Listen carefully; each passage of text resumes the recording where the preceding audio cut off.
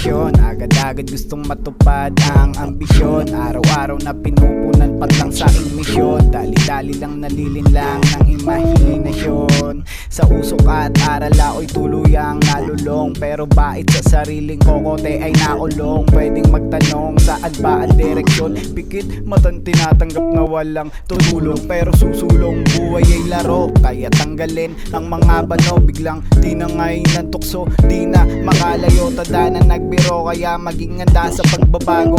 Kala ko noon ay nakita ko na ang lawak. Sa 1% lang pala ako nakatapak.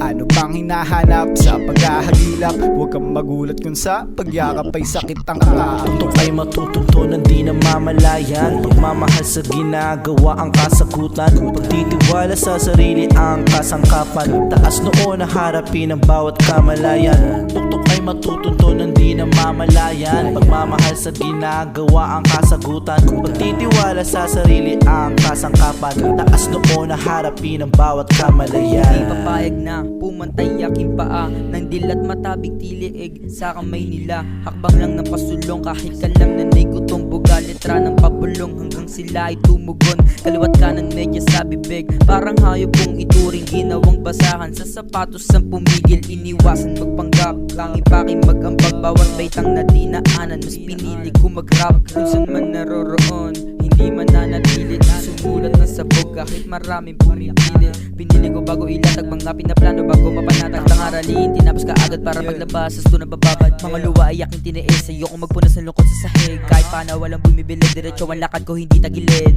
Basta para sa akin kahit maraming masabi sila, kailanman ay hindi nila ako mababali. Tutok ay matutuntunan, di namamalayan. Pagmamahal sa ginagawa ang kasagutan. Titiwala sa sarili ang kasangkapan. Taas noo na harapin ang bawat kamalayan. Tutok ay matutuntunan, di namamalayan. Pagmamahal sa ginagawa ang kasagutan. Pagtitiwala sa sarili ang kasangkapan. Taas noo na harapin ang bawat kamalayan.